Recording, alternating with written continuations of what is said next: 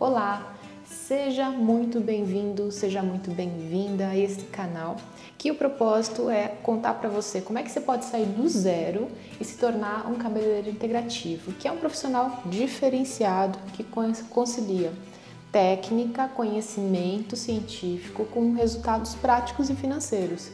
E hoje eu quero falar de um assunto para vocês que é super polêmico. Eu vou mostrar para vocês qual é a temperatura que chega secador, prancha e babyliss. Eu vou fazer um comparativo e correlacionar isso com a saúde do cabelo. Então fica comigo que esse assunto está imperdível.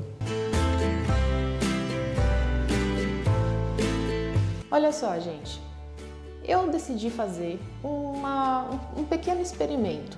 Longe de mim que isso seja uma pesquisa super científica com método validado.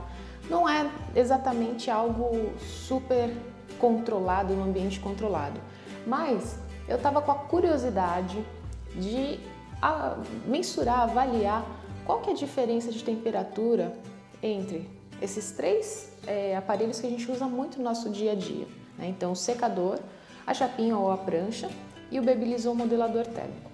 Para fazer isso, eu comprei um termômetro. Dá para vocês verem aí? Um termômetro que ele faz uma medição via luz infravermelha, então vocês estão vendo aqui, e a gente consegue colocar, então fazer a medição em qualquer área, né, desde que obviamente a gente consiga ter alguma estabilidade na hora da medição.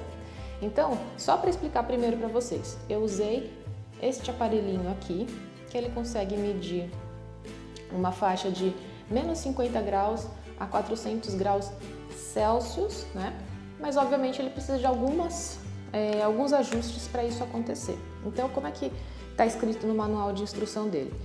Que o material que vai ser medida a temperatura, se eu estiver mais ou menos a 4 centímetros, 4, 5 centímetros, eu preciso permanecer por volta de 12 segundos para ele fazer uma medição mais apurada.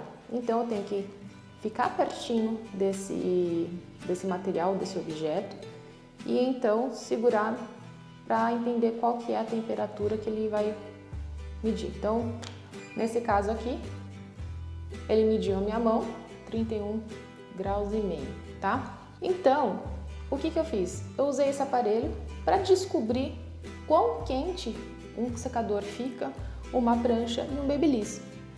E eu fiz esse experimento e ao longo desse vídeo você vai saber exatamente as faixas de valores que eu vou mostrar para vocês, tá? Então, mostrei aqui, né, o termômetro. E o que eu fiz? Eu utilizei um secador, no caso esse secador é profissional, é um secador forte, um secador potente, né? Então aqui, olha, ele varia de 2.000 a 2.400 watts de potência, dá para vocês verem aí, tá? É um secador bem forte, eu gosto bastante de trabalhar com ele. Aí eu usei um babyliss, deixa eu ver aqui a informação certinha para vocês. Um babyliss bivolt, que ele varia, tá um pouco mais difícil de ver. Ele varia aqui, ele tem 45 watts de potência, tá? E eu usei uma prancha, só para explicar. E esse babyliss ele tem ajuste de temperatura aqui, tá? Mas aí na hora que eu fui fazer o experimento, eu coloquei tudo no máximo, assim como eu também usei o secador no máximo. E eu finalmente peguei uma prancha, e essa prancha ela tem varia de 48 a 52 watts de potência, certo? Então tá aqui. Lembrando que o intuito aqui não é dar foco em nenhuma marca, tá? Não tem nenhum vínculo com essas marcas de ferramentas que eu uso, que eu usei no experimento, tá? Porque a gente tem várias marcas. Mas eu tinha que escolher uma marca, um aparelho para fazer o experimento. Então, o meu critério foi esse secador eu uso todo santo dia, né? Trabalho muito com ele. Essa prancha, Eu escolhi ela porque, assim, na maior parte das vezes, simplesmente o pessoal compra prancha que não tem regulagem de temperatura. Então eu quis avaliar mesmo. Normalmente o Babyliss tem um pouco mais de ajuste, né, de temperatura, mas de qualquer forma o meu critério para usar os 3 foi colocar tudo no máximo, tá? Então cada um com a sua potência, cada um com o seu fabricante, né? Mas o que eu queria mostrar para vocês deixei os aparelhos esquentarem, né, por mínimo 5 minutos, inclusive o secador, porque não dava para eu medir o fluxo de ar, né, a temperatura do fluxo de ar que saía. Então eu fiz a medição bem no bico do secador, para então a gente entender qual a temperatura que esse material aqui atinge, porque inclusive tem muitos profissionais que encostam o bico do secador na mecha. Então, se você ainda não viu o vídeo sobre secador, eu aconselho que você vá lá e eu recomendo fortemente que você não faça isso, tá? Vocês vão entender melhor por quê. Dado aqui a explicação sobre as ferramentas, eu simplesmente deixei elas ligadas, aquecerem por no mínimo 5 minutos, como eu falei. Aí eu fui lá com este aparelhinho aqui e fiz a medição bem próximo, contando em média 12 segundos. E dessa medição, vocês vão saber quais são os resultados agora. Olha só o que aconteceu com o secador. O secador, deixei lá esquentando bastante, deixei ele ligado, como vocês podem ver na imagem. E aí eu fui fazer a medição bem na parte mais próxima aqui da saída do ar, que é onde justamente a gente tem a concentração do calor, né, a concentração máxima do calor. E a medição que eu fiz, né, deu um valor máximo de 119,8 graus Celsius, ou seja, quase 120 graus que chega o bico desse secador, tá? Então guarda essa informação. A medição do secador foi até próximo de 120 graus. E agora eu fui fazer a medição do Babyliss. O Babyliss, ele é um aparelho, né, que a gente sabe, um aparelho térmico aqui, que é um material um metal que esquenta bastante. E a gente envolve o cabelo nesse material que, nesse caso específico, pode chegar a 157 graus, ou seja, quase 160 graus Celsius. Para algumas pessoas isso pode parecer muito, para algumas pessoas isso pode parecer pouco. Tem gente que gosta que quanto mais esquente a ferramenta, melhor, né? Mas para esses que gostam do quanto mais quente, melhor, olha só a medição da prancha ou da chapinha. Gente, a prancha chegou a 190 graus Celsius. 190 graus Celsius, ou seja, você pega o cabelo e comprime esse fio a 190 graus. Gente, e aí? E daí? O que isso tudo significa? Por que eu tô contando esse experimento que eu fiz para vocês? O que é que eu quero mostrar para vocês? Vamos lembrar lá na aula de ciência básica, quando era ainda primário, né? Quando a gente começa a descobrir os estados da água, lembra dessa história? Que a água pode ser líquida, a água ela pode estar num estado sólido, né? Um gelo, por exemplo, e a água ela pode se tornar um estado gasoso. Esse estado gasoso da água acontece a 100 graus. 100 graus. Aí você para e pensa. 100 graus a água ferve e deixa de ser líquida e ela evapora. Todos os aparelhos que eu falei aqui, eles têm capacidade de ultrapassar os 100 graus, correto? Ou seja, isso significa que a água que está dentro do nosso cabelo, a 100 graus, ela vai querer evaporar. A água, o cabelo, quando aquecido a mais de 100 graus, uma das primeiras coisas que ele perde é água. Então, logo, um cabelo com menos água, né, ele vai ter o quê? Um aspecto mais seco. Então, a gente já pode começar a sacar, entender que o aquecimento térmico, usar as ferramentas de modelagem, elas vão provocar o ressecamento do cabelo por conta de evaporação de água. Só que, gente, presta muita atenção. Essa água, essa fibra, esse cabelo, ele pode ser aquecido devagarzinho ou ele pode ser aquecido, ó, assim. Quando a gente pega uma prancha, o que acontece quando a gente prancha esse cabelo? A gente faz a evaporação da água ser muito rápida. E pior, quanto mais água tiver nesse cabelo, no caso, por exemplo, a pessoa lavou, tirou a umidade, mas não tirou tão bem, essa água que está lá aderida à fibra, ela vai ali da temperatura ambiente até os 190 graus voando. E aí, literalmente, essa água ferve no cabelo. E aí, isso provoca uma, que a gente chama, né, na tricologia, uma tricose, chamada bubble hair. Se você não sabe o que é um bubble hair, eu vou mostrar agora para você. Olha o que acontece com o cabelo super aquecido e aquecido muito rápido, ó. O cabelo literalmente, bum, ferveu. E nessa fervida, a água vai tentar escapar do fio de forma rápida e vai formar essas bolhas. Isso é, inclusive, possível de ser visto a olho nu. E aí, você para e pensa, o cabelo que estava lá na estrutura dele, bonitinho, cilíndrico, estava funcionando bem daquele jeito. E de repente tem água lá nele, porque ele absorve a água, né, que lavou o cabelo e bum, essa água tem que evaporar, sair muito rápido. Obviamente, isso vai causar um dano na estrutura do fio. Ou seja, um cabelo fervido dessa forma, ele vai se tornar um cabelo muito mais frágil. Deu para entender? Ó, só estou falando dano com relação à água que vai ser evaporada muito rápido no fio.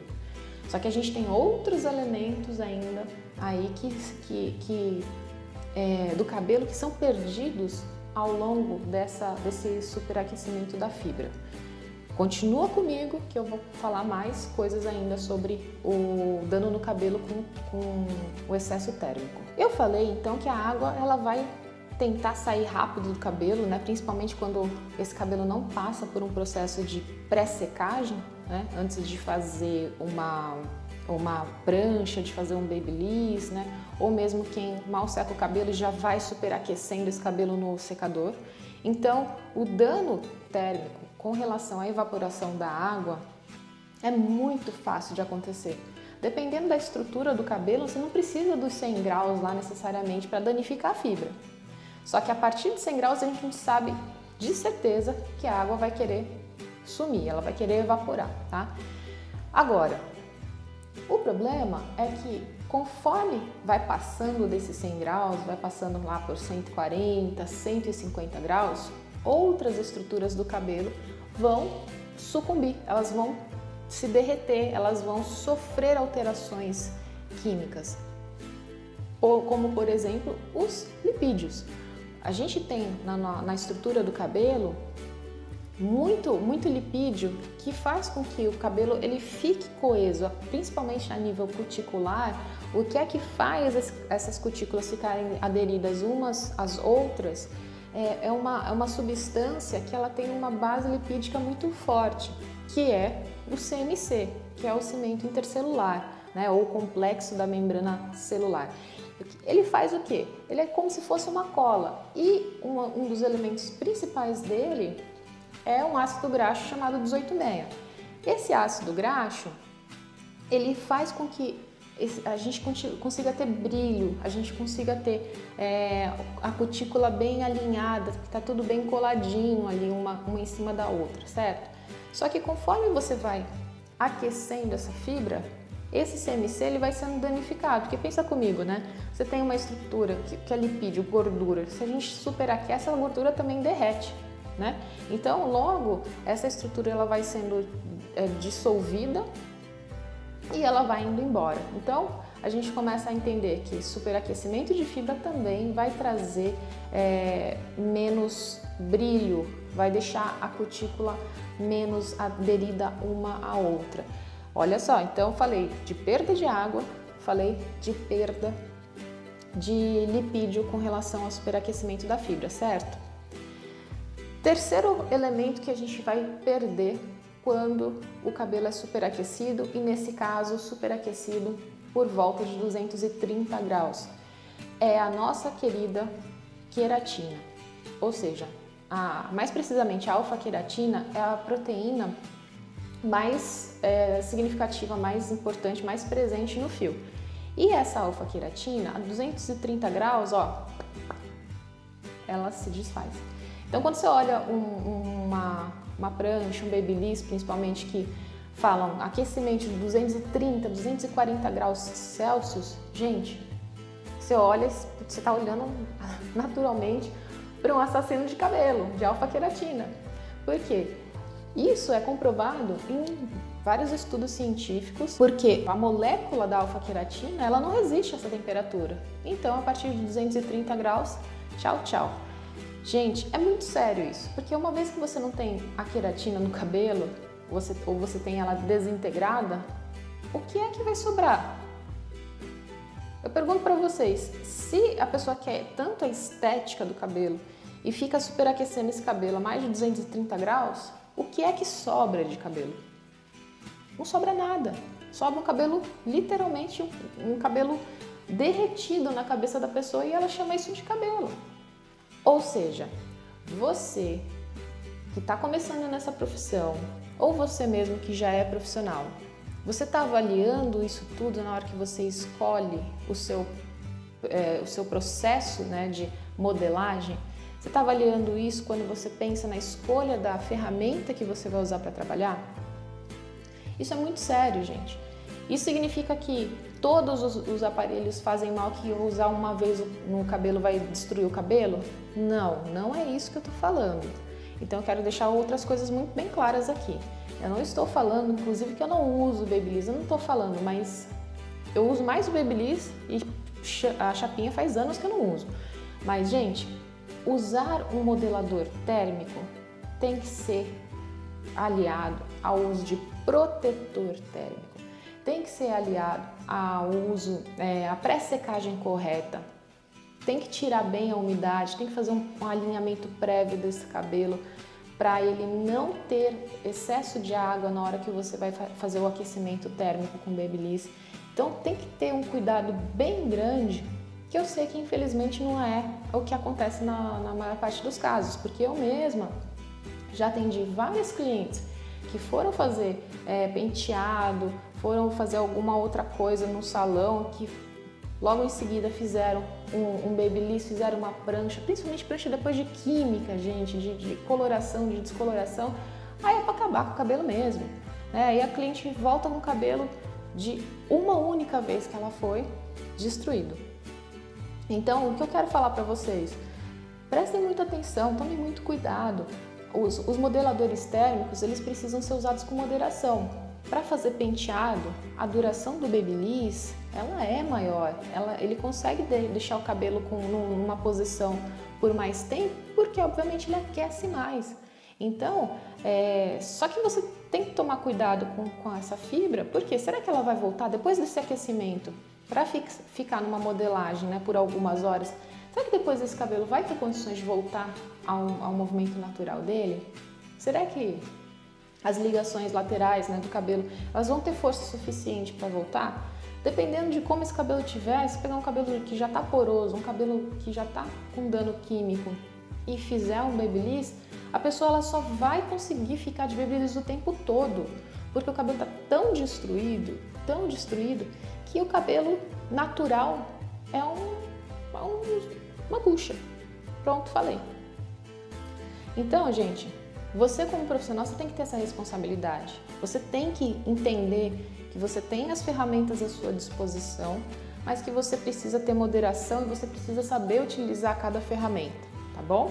Se esse conteúdo foi relevante para você, você acha que vai ajudar outros colegas, outros amigos na profissão, ó, manda esse conteúdo, compartilha, porque eu tenho certeza que você vai entregar valor para as pessoas, porque esse é o meu intuito com esse projeto, é entregar valor para você, e quando você compartilha, você também entrega valor, tá bom? E se inscreve no canal, segue no perfil no Instagram, Cabeleireiro Integrativo. É isso aí, gente. Obrigada por assistir. Beijo.